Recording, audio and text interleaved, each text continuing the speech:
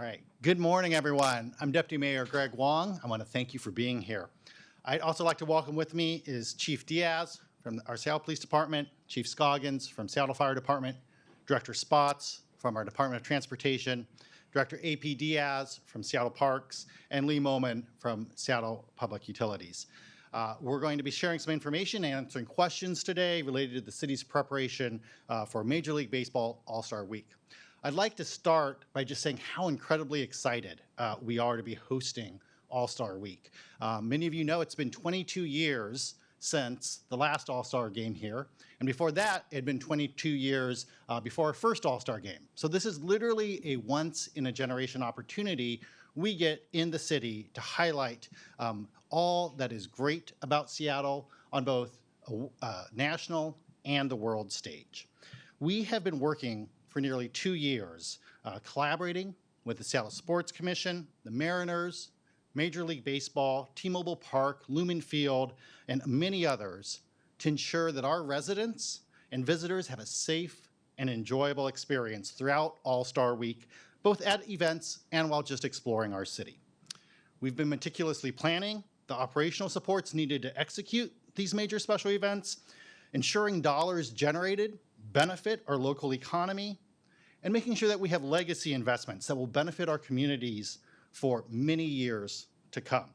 I'm very proud of how our city leaders and departments have worked together and tirelessly with our partners associated with the All-Star Game to make sure that this will be an enjoyable and safe event for everyone. This is truly One Seattle in action. Visit Seattle, who is one of our key partners, is forecasting that more than $50 million will be generated over the next few days from more than 100,000 fans that will be attending games and events in our stadiums, in our stadium district, and around the downtown area. Now, this is both an influx of residents from our own region and guests from all around the world who will provide a significant and welcome boost to foot traffic. To capitalize this, our partners at Visit Seattle and the Intentionalist have created a map that highlights the BIPOC, women, and LGBTQ+ owned businesses curated along a map that is being called the Green Path. And Director Spots will talk a little bit more about that in detail shortly. As I mentioned, our departments have been working together to address everything from cleaning and beautification to transportation and public safety. To be clear, creating a clean, safe, and vibrant community and city has been the mayor's priority from day one. And we work tirelessly every single day to make that a reality for our residents. We know, however, that major events like the All-Star Game create a different impact on the city and are a chance for Seattle to shine on the national and international stage. So in preparation for their All-Star Game, we've doubled our regular multi-departmental cleaning efforts, including litter pickup, to twice a day in downtown, SoDo, and the Chinatown International District, as those neighborhoods will see the most significant increase in visitors. Our SDOT right-of-way maintenance and urban forestry teams have been cleaning up tree pits and planters, trimming trees, addressing graffiti, and pressure washing. We're also working with construction sites to ensure that our pedestrians can safely navigate city streets, and with our SPU graffiti rangers to increase cleaning services throughout the city. We have a new partnership with nonprofit Uplift Northwest that's helping to address graffiti on private businesses, especially in our Chinatown International District, where it has been a significant issue for many, many months. Since our One Seattle Day of Service in May, the city has worked with and provided supplies to community groups that have come together to help ensure Seattle is beautified and clean, not just for All-Star Week visitors, but for all of us that live, work, and play in Seattle year-round. And I will say that is a testament to the people of Seattle. Seattleites are very proud of where they live. And when asked if they can be part of the solution to make sure that our city is shining for All-Star Week, they've said yes. And they've been coming together to help volunteer to be part of the solution. As visitors and residents navigate our city, they'll notice beautiful murals. They'll notice enhancements to our public services, vibrant downtown neighborhoods, and crews hard at work, keeping everything clean and easy to navigate. We're also working with partners to ensure everyone can participate in these activities and enjoy all that is happening. There's a lot of stuff going on for All-Star Week. It is a chock-full calendar of events, both official and ones that we've been working with the community to put on. And those are events not only ticketed, but also free. So there will be plenty of opportunities for all to come and be part of it. In addition to the All-Star main events, we encourage residents and visitors to stop by the Seattle Center. We'll be hosting movie nights there after the Home Run Derby and All-Star game. And on Sunday night, we'll be doing a drone show there. It'll be free. Pike Place Market is hosting a red carpet leading up to the All-Star game. And neighborhoods like Westlake, Pioneer Square, the CID, and more will have activities throughout the weekend. These are the types of events that bring our community together. They're going to not only create a strong and better city, but they stimulate our local economy and bring our One Seattle vision to life. I hope everyone has a chance to get outside with their loved ones to attend some of these events, but whether they're free or ticketed, and explore everything our city has to offer, especially for those who haven't come and visited our downtown, Pioneer Square, our CID neighborhoods in a while. I will now turn it over to Chief Diaz to provide some additional information about public safety.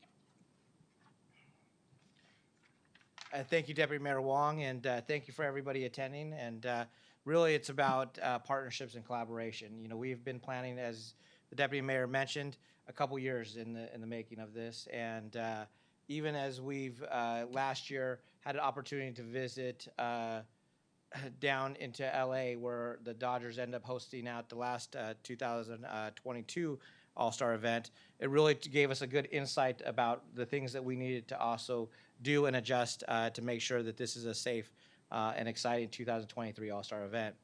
I actually worked in 2001, the All-Star event, watching Cal Ripken hit a home run on his last All-Star game. So we could always remember certain things that brought us to the baseball here in Seattle. But SPD will be deploying several hundred officers throughout each day, all the way through up until Tuesday evening, when we will demobilize close to midnight. You will see visible patrols. You will see in the downtown core, in and around the stadiums, at all of the different various special event sites. And we have been working tirelessly with our federal partners to assist. And I want to thank even just a couple, just to mention, TSA, ATF, FAA, the Coast Guard, the King County Sheriff's Office, and the Washington State Patrol, just to name a few. But they have been instrumental. You know, when you look at some of these sites, you have to make sure that you render them safe. And so sometimes it's using dogs to be able to go in and around different locations and making sure that there's no one that's going to potentially try to harm the event. We have a layered security plan in the sense of we have done a variety of different events at each of the sites that we're hosting these All-Star events at. Anything from at Lumen Field to T-Mobile to Pike Place Market. We've done multiple events. This is part of what we've done over the course of my career and longer. And so we have a already good safety plan in place, and we adjust and accommodate for how the event wants to run. And so just want to make sure that a lot of these successful events will continue, hopefully, in this idea that we will continue that successful operation this week. Safety is a top of mind, and make sure that you have a family plan. As you're trying to get into and around these facilities, you know, we encourage, because we have to monitor a traffic control plan, and we wanted to make sure that people are trying to utilize other types of transportation, so we are not stuck on just trying to manage just the traffic. So we are going to end up making sure that you have a plan coming into the downtown. Park in well-lit areas, secure your belongings, and have a meeting point with your family members. There's a lot of people that are coming and utilizing this space. We encourage that. We want to make sure that it's safe and fun, but make sure that you have a plan with your family. When it comes to 911 calls and violent crime, we have a plan to address that issue as well. That remains our top priority. We will make sure that we are responding out to all the calls for service that are coming into our 911 center. We are still having our community violence task force that is still playing a role in addressing the overall level of violence. They're still committed to making sure that we recover guns off the streets. We've made a lot of arrests just in the last several weeks, but there's still more to do in addressing our overall level of violence. That will not have any impact to the personnel that is we're utilizing for the All-Star event. So I'm going to then turn it over Back to Deputy Mayor Wong. Thank you, Chief. Next, I'll call up Chief Scoggins from Seattle Fire. Thank you, Deputy Mayor Wong. And, I got to lead with this is really One Seattle at its best. Collaboration coming together with so many people coming together and work together to really make this happen. We're excited to welcome so many visitors to our community. And I got to tell you, like Chief Diaz mentioned, we've been planning for this for a very long time. We know we're going to have people visit the Soto area, visit the stadiums, visit Pioneer Square, visit the waterfront, Seattle Center, Pikes Place Market, and see all of those things that Seattle has to offer. And that's what we want. But we want to give you some reminders along the way because the Seattle Fire Department is always thinking about you and your safety. Normally, if you take medications throughout the day, we want you to think about that. If you need to bring extra with you because it's going to be a long day and navigating your path around the city, we want you thinking about that. What we're seeing right now is about a 20-degree temperature swing between midday and late into the evening, and that can affect us all differently. And so we want you to make sure you're hydrated, have water with you, and all of those things. And you're probably going to be taking a lot of steps along the way. I just finished a walkthrough of Lumen Field, the Play Ball Park, T-Mobile Park, and all around the area. In about an hour and a half, I walked 5,000 steps. So that means you're going to be putting, some steps on your Apple Watch or however you clock your steps. So what that says to me is you need to be prepared. You need to have layers of clothes with you. You need to have comfortable shoes because most people are probably going to be navigating around the community by foot or public transportation. And if you're not used to walking 5, 6, 7,000 steps, well, you need to think about that. Along the way, know where you're going. Look for shade spots to take a break. Look for restaurants to stop and relax for a little bit. You don't have to do it all right now. That's important. And as for the event planning, here's what I want you to know. Your Seattle Fire Department, we have been preparing a very long time to make sure, as Deputy Mayor Wong mentioned, those who live here, work here, and visit here are prepared. You're going to see all of our folks around the events and around the city. All of our 33 stations are fully staffed, and we know we have that resource, but around the events that are taking place, you're going to see some of our folks, and I want you to know what they look like in case you need some help. You're going to see our bike EMTs and bike paramedics, and they will have bright red shirts on. So if you need some help from any of our SFD folks, you're going to see them in those bright red shirts on red bikes, and they're going to have all the necessary EMT equipment. You're going to see our paramedics in the space, and those paramedics are going to have white shirts or white smocks on. So they're going to be around Lumen. They're going to be around T-Mobile. They're going to be down at Pikes Place Market. They're going to be all around the events. So if you need any help from those folks, you know who to look for during that period of time. And our firefighters, you're going to see them out there also. They're going to have blue shirts on or black shirts on, similar to the uniform that I am wearing today. And they're all there to help you and meet all the needs.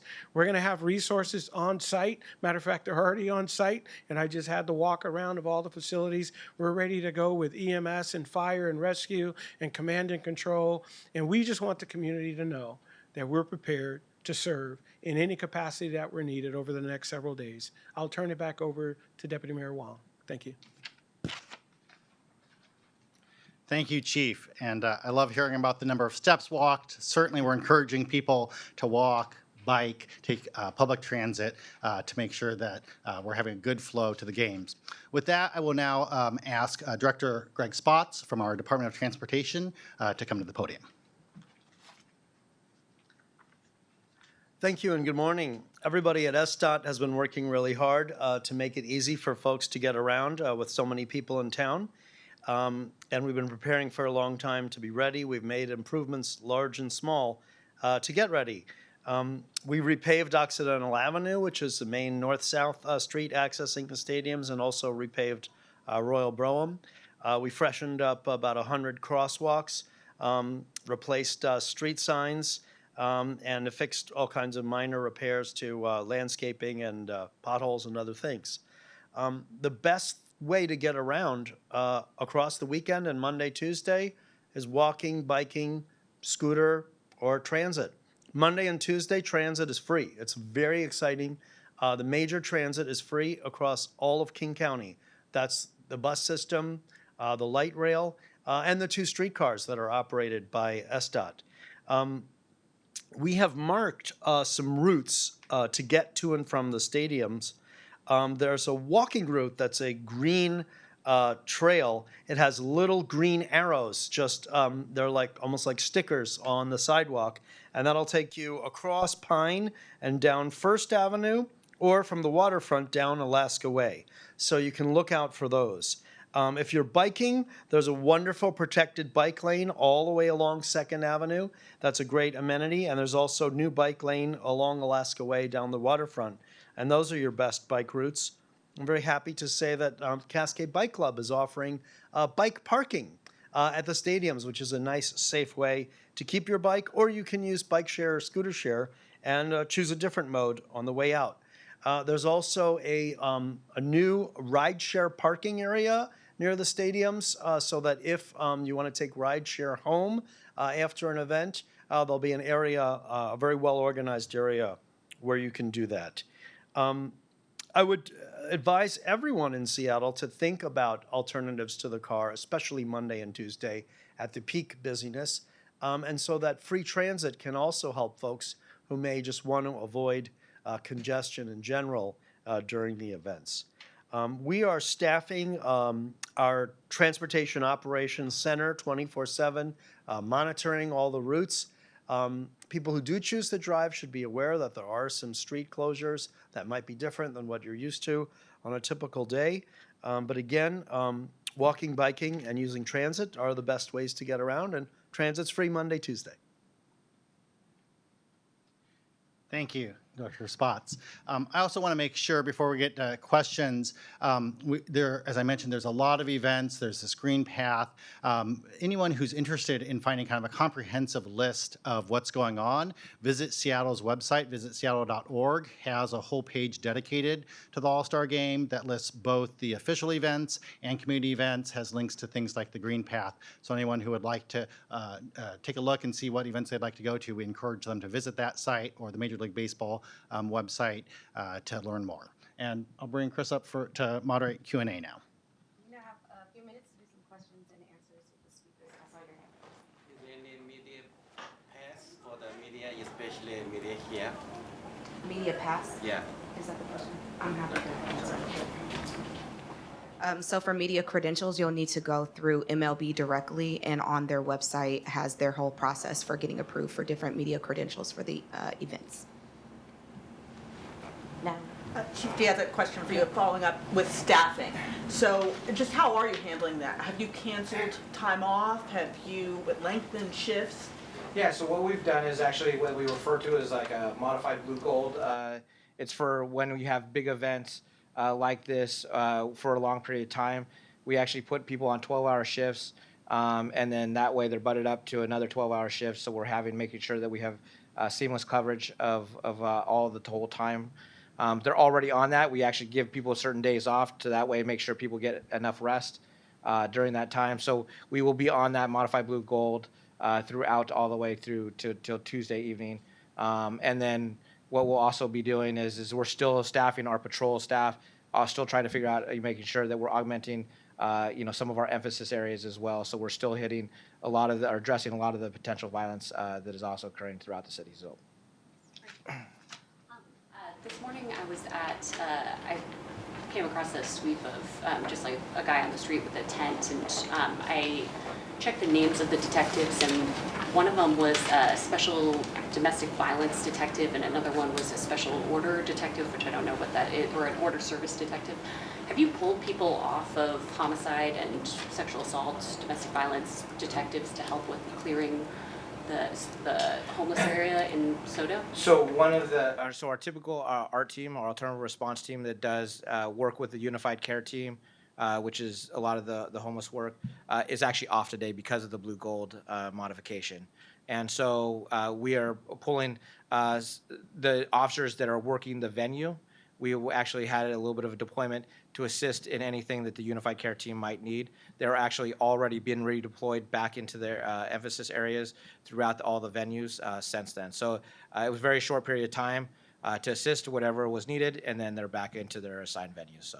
So what about, I'm sorry, what about homeless sweeps? Have you swept the areas that you consider to be the most important areas? And, you know, what about any potential protests that might come from that?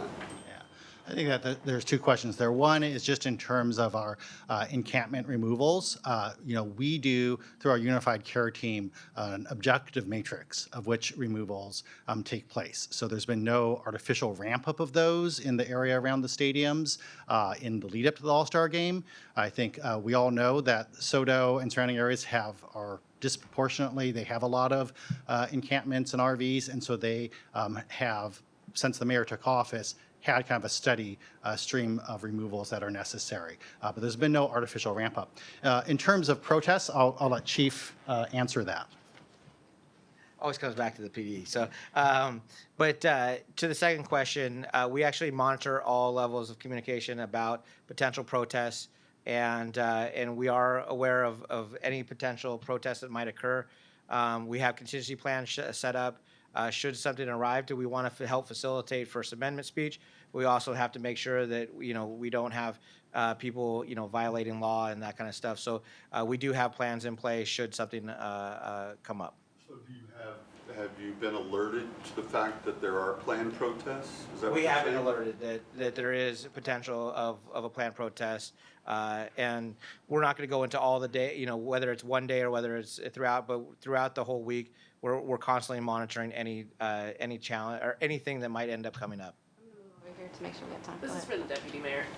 Driving around this morning in some of those problem areas, specifically right around 3rd and Pike, it does look somewhat cleaner. So are there efforts to maintain that beyond All-Star Week? Is there a budget for it to continue that effort? Yeah, as I mentioned before, making sure that our city is clean and vibrant for all of its residents has been something we've been doing since day one of the mayor's administration.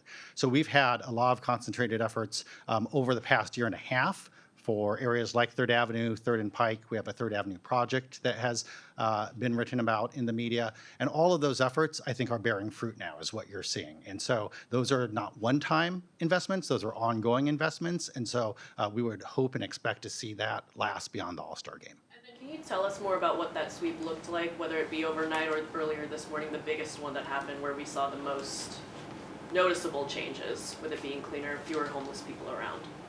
I'm not sure exactly which cleanup you're referring to. Well, 3rd there- Avenue or? Yes. Okay, I'm not sure the specifics of that one. But again, anything that we do is consistent with our normal operating practice of the unified care team. So they, for anything that is going to be encampment removal like that, there's notice given, there's outreach given. The goal is to make sure that we're getting folks the services and the housing they need. And that's something we've been doing for a year and a half, and it's what we're going to continue doing. Oh yeah, it's for Chief Diaz. How many officers are gonna be there every night, and then does that present like an increase compared to like how many people normally attend during like Mariners games? And can you also share your department's communication with the FBI? Yeah, so we actually we're staffing this 24/7. So typically, if it's just a one-day event, we would staff it sometimes leading up to the event, and then up to the close of the event, and what we refer to as a demobilization plan that usually occurs after the event. But since this is over several days, a lot of the sites still have to maintain security, that we will continue to have that security overnight. Obviously, less staff that happens in the evening hours, but we will still have that monitored. We work with the federal partners on that as well. So when it comes to working with the FBI and a variety of the different federal agencies, that has been an ongoing basis for a lot of special events, especially when we've got a lot of fans coming in. That is something that's just normal routine. So our communication is, we're monitoring any potential issues that people might want to disrupt it. Not just protests, but other levels of disruption. And so we work with them on just kind of being able to see if there's anything that we can identify to address those issues before they become issues. But right now, that's a pretty normal process for events like this. And as we get into the future of this, we've got the NHL Classic later on this coming up year at the very beginning of the next year. We have World Cup, so we're actually working currently not just this event, but we have other agencies that are actually coming in and checking out how we're running it, because they're going to be planning their events for next year or for the future to come. So we're constantly trying to make sure that we pull everything, all the resources that we can into the events like this. Can we go to the back real quick, and then I'll try and come back to the front? Go ahead. Yesterday or the day before, there was some question about the eco blocks that were put up on 3rd and Colgate, and SDOT apparently said that it was not them and it was not the city.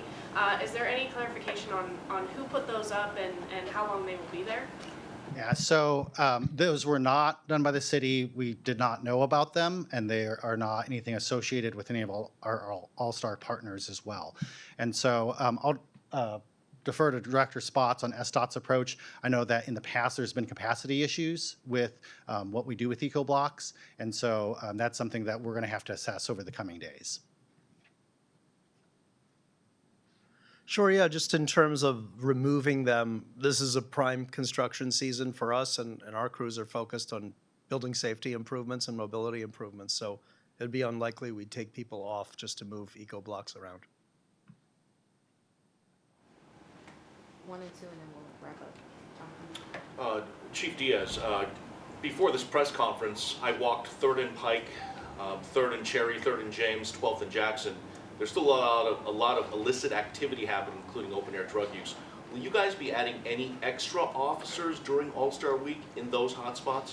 Yeah, so as we've already mentioned, we did have a group of officers that were working the events. We briefly pulled them off just to make sure we supported the UCT team, and then we're back on to those areas. And so we are going to make sure that there's officers in the CID down into the 3rd and Pine, and we also want to make sure that people have access from the hotel districts into the actual stadium district, and that there's a safe path for that. And so we'll have officers around that around those locations. So.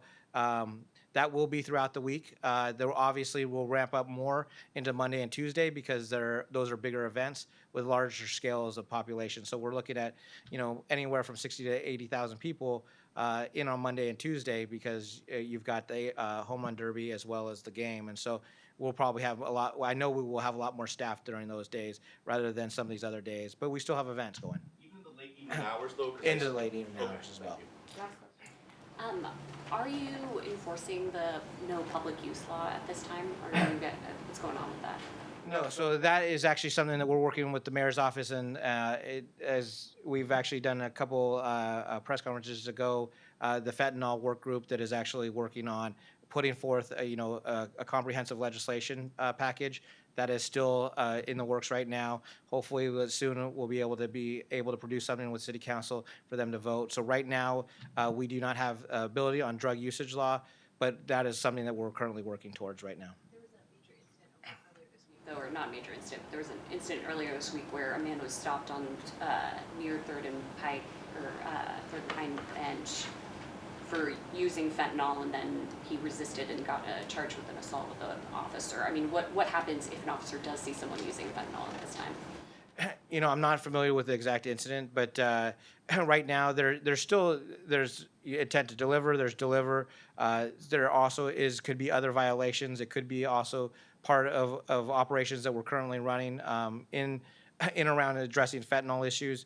So there might be other crimes that we might be contacting people for, and then it's subsequent from those other crimes end up finding ourselves in arrest and potentially levels of use of force, and all that gets vetted out through a comprehensive process. Will you grant the lift on booking restrictions near the All-Star game? So for All-Star events and regarding All-Star events, yes, we actually are working in conjunction with the jail that for All-Star things that they would allow us to have the ability to book. But again, it's a very, very small narrow of things that are related to those events. We're going to have to end here. So thank you guys so much for coming. I appreciate your time. Have a good All-Star weekend.